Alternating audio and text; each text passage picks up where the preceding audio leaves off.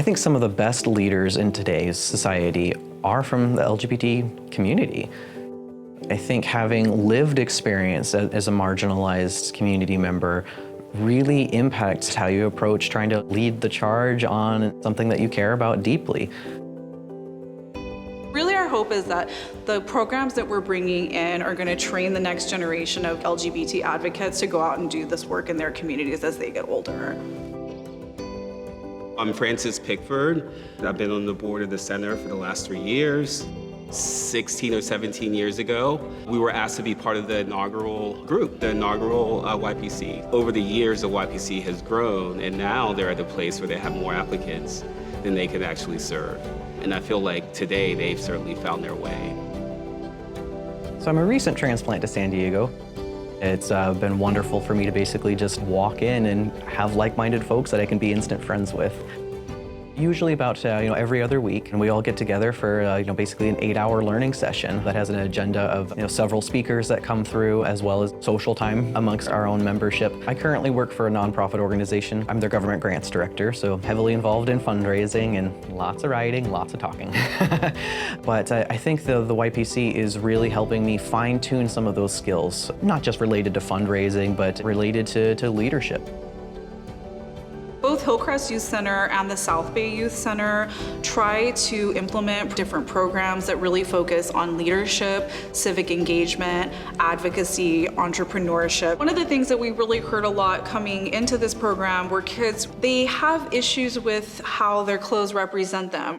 Clothes and fashion to them sometimes don't feel inclusive, or they don't make them feel empowered. And so what we really wanted to do was teach them how to take that into their own hands. So at HYC and South Bay Youth Center, we have an expression closet. Kids can drop into either of those two spaces and have access to gender-affirming clothing. Something that is really important is creating spaces where young people are listened to, where they're heard.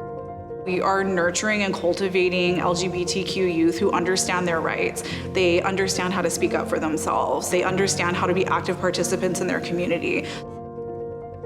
In 2021, I had just moved down here from LA by myself, and I just wanted somewhere to find community in.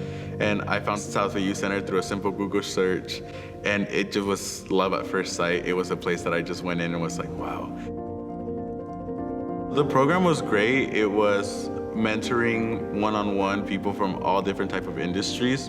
Everything I learned to be a great leader, I learned from that program. Nowadays, I love being there and helping tell the stories and have a way to show to everyone new who comes to the South Bay Youth Center, hey, we made it, not just we as queer brown people, but we as the LGBT community here in San Diego. Groups like the Young Professionals Council gives young leaders like myself way back in the day sort of like the network, the support that we need to kind of thrive. I hear parents say all the time, like, oh my gosh, it's so colorful and it's so open and beautiful. And they're like, wow, I really wish I would have had a place like this when I was a kid. And I do too. And I'm so happy to be able to provide this resource from other people because I know how needed it is in the community. I really hope this next generation of leaders coming up can keep that fire that they have, keep that drive that they have. Like, I'm already seeing it, As gay, as queer people, we are proud of who we are 24/7. And having these centers, having these places where we can celebrate queer joy is just creating that rainbow life that we all deserve.